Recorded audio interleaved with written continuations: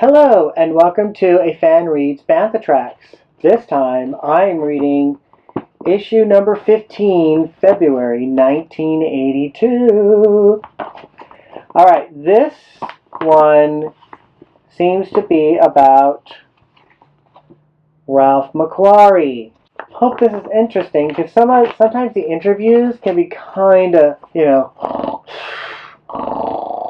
So let's see. Let's delve into Ralph McQuarrie.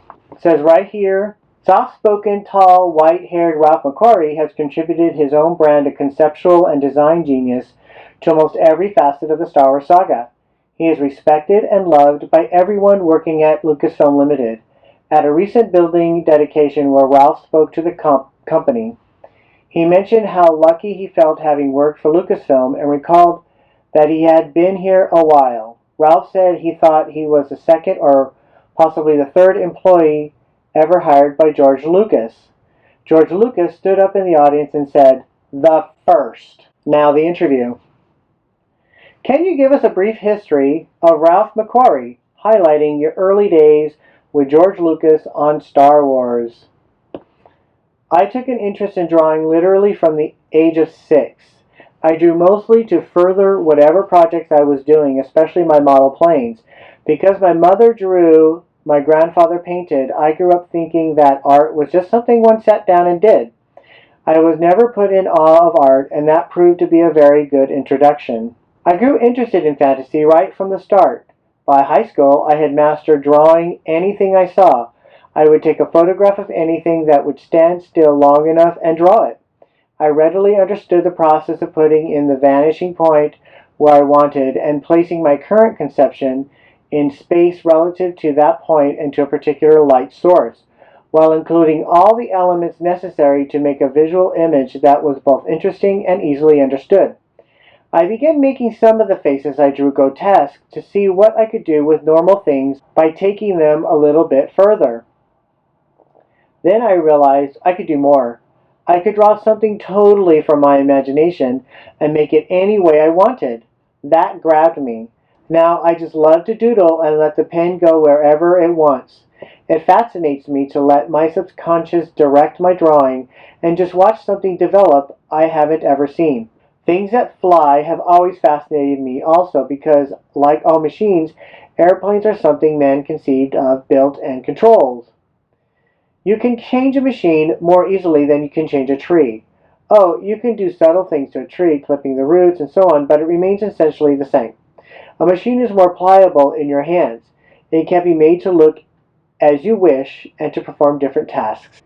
I learned how airplanes were built while I was a technical illustrator at Boeing in the early 60s by drawing their parts catalogs and illustrating how the 747 should be assembled. I enjoyed the workout but tired of the overtime. I had been doing some advertising illustration off and on, along with a few book covers and story illustrating. I felt that my painting and my whole sense of design were noticeably weaker than my technical abilities. I have always felt my technical abilities were stronger than my design talents.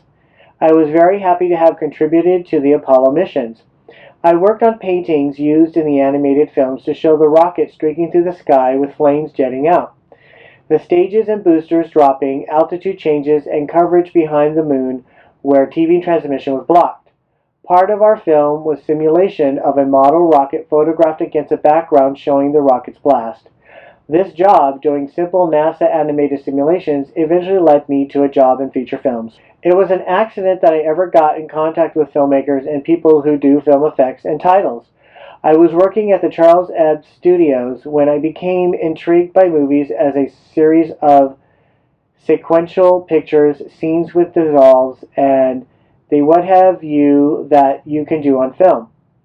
Here I became familiar with the language of filmmaking. I had done quite a few posters for feature films and met 2 aspiring writers who knew George Lucas and was introduced. I showed George some slides of a project I'd done for an opening sequence featuring a robot announcer, all made of glass, standing in front of a wonderful machine that generated a life-size hologram. The robot told the audience what was coming up, then the camera tracked in close on the hologram as it became the opening shot of the show. It was good stuff. and I think it impressed George enough to remember me when he was preparing to present 20th Century Fox with a very interesting project, Star Wars. The scope of Star Wars was so vast and so visual, no script could convey it all. George felt he could use a few of my paintings to convince the people at Fox his movie idea would be interesting. They listened to George's presentation and looked at my 4 or 5 paintings and were convinced enough to give him enough money to finish the script and do some more paintings. George worked on the script and went to England to research a tentative budget while I did 5 more paintings. 20th Century Fox, chiefly Alan Ladd Jr., decided on the strength of our further work, and a deal was made to go ahead with Star Wars. I felt Star Wars was George's project, and I was there to help him get it done, so I had to become a filmmaker's helper.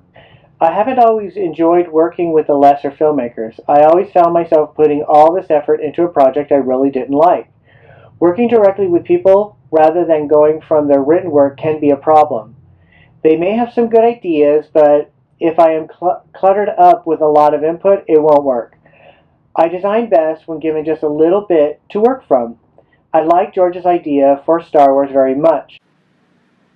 Cloud Car pilot reporting, sir. Twin pod cloud car and action figures, each sold separately. All right. Make your report, pilot. Robot, a rebel craft has just entered Bespin airspace. Sound the alarm.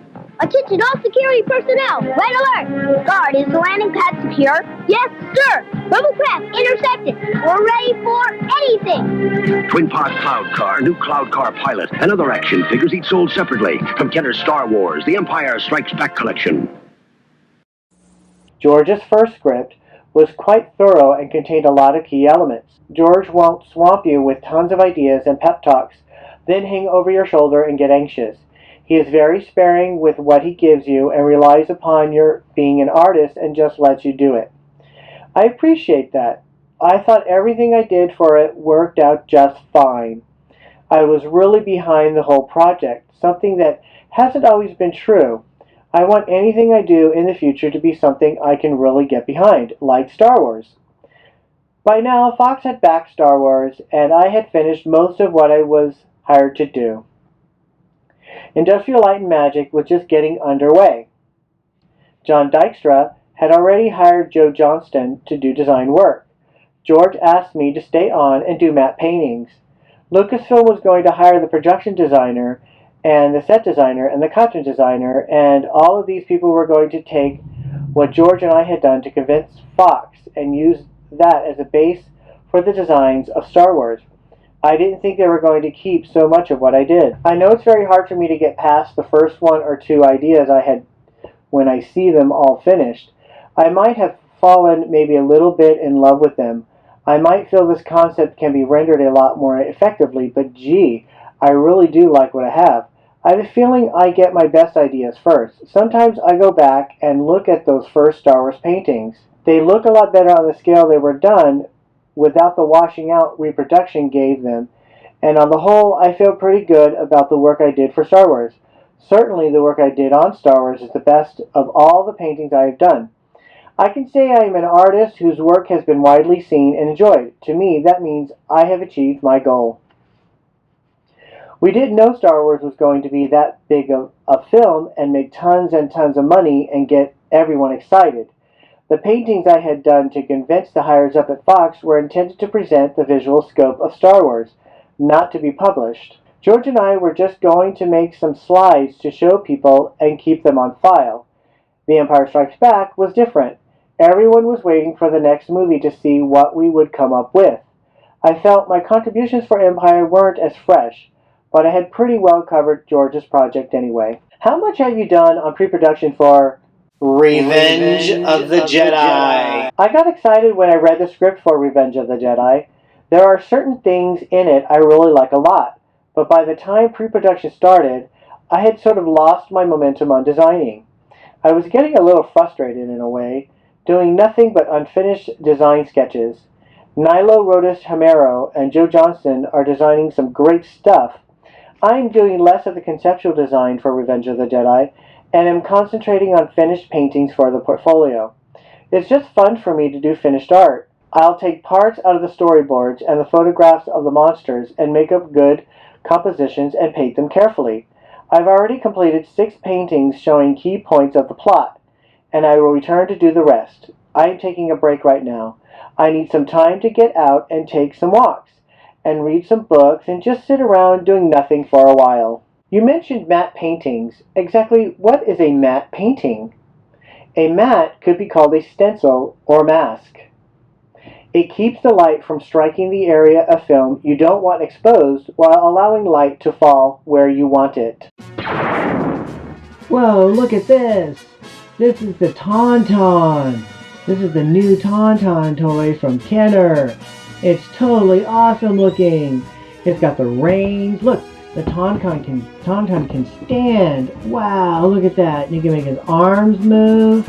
And the face looks amazing, just like the one in the movie. And look, it's got the reins and an action figure can hold it. And look, it has an opening here and you can put an action figure in it. And here, I'm going to put Luke Skywalker, my cool Luke Skywalker figure. Put him inside so he can look like that he's riding the Tauntaun. And look, he can hold on to the reins. Oh my gosh, that is so cool. This is awesome Empire Strikes Back collection. The Tauntaun. Woo, awesome. What are your immediate goals in art? I suppose my current goal, other than involving a rich color scheme, is to produce some paintings that might hang in museums. Now that so much of what I have done has been seen and appreciated, I could never leave totally, but I am going to branch out and do other projects. I only hope I can find other projects that I can enjoy being a part of as much as I have George's. Alright, well that was the interview of Ralph McQuarrie. Let's see, what else is in here? We have a lot of materials for sale, like this really cool official fan club t-shirt with the Bantha Tracks logo design. That looks really cool. I think I need to get one of those. There is a profile of Pat Ortega. 25-year-old Pat Ortega has been drawing since she was 3. Pat is known for her ability to create believable alien creatures, complete with their own anatomy and physiology. Recently, at a science fiction convention, Pat and I were talking about the Star Wars saga. I asked Pat how she perceived the Tauntaun. Pat replied, "The way I see it, the Tauntaun is a combination of a reptile and a mammal. It is a very complex kind of creature with a reptile-like head, but with features like a lamb or llama. Its very small arms remind me of a Tyrannosaurus rex. Its legs and tail remind me of a kangaroo. They are warm-blooded and give birth to their young like mammals. They must be man-eaters since there is almost no vegetation on Hoth, so, logically, they would have to have features of a carnivore."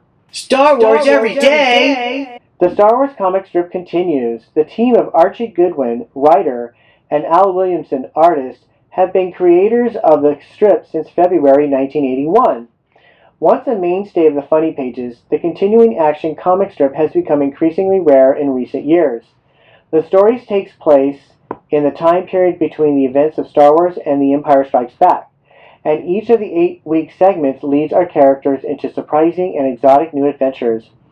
Both Al and Archie have mentioned how much fun doing Star Wars is for them, especially since a daily strip requires a very disciplined kind of writing. Archie likens it to creating a crossword puzzle. For example, some papers carry only the Sunday strip and some only the weekdays, so each Sunday has to summarize the week before as well as present some new developments, which then must be included in the Monday page. Fortunately, many papers carry the strip all 7 days. We hope that your local paper is carrying the strip so that you can share these new adventures of the Star Wars characters. Cool, and they added a strip in here. Awesome! Okay. Wait, did I go on the inside? Let's see. Oh, that's Ralph McQuarrie interview. And then the back page. Let's see what's on the back. Renewals. Oh, look at this poster. It's very cool. Very cool. The Empire Strikes Back Summer 1981 re-release one sheet. I love it. I love it so much. I totally have to get this. A message from the director. In an effort to answer the eternal question, how many members are currently in the fan club, we wish to report the Jedi Intergalactic Census Bureau currently records that we have over 100,000 members in this galaxy alone. There's this little letter from Lucasfilm Limited for immediate release. Principal photography began January 11th on Revenge of the Jedi, the third film of the Star Wars saga at EMI Elstree Studios on the outskirts of London. Once more, the Star Wars team has taken all 9 sound stages at EMI Elstree, which was also the studio shooting base for both previous productions. Principal cast and key technical crew is a mixture of old friends and new faces. Luke Skywalker, Han Solo, Princess Leia, Lando Calrissian, C-3PO, R2-D2, Chewbacca, Yoda, and the dreaded Darth Vader are all back in action as the Rebel Alliance again attempts to outwit and outstrike the dark forces of the Empire. Revenge of the Jedi will be released by 20th Century Fox with a May 27, 1983 opening scheduled in the United States and Canada. Oh my god, I can't wait! Okay, well, that's it for Bantha Tracks number 15. Thank you for watching, and may the Force be with you.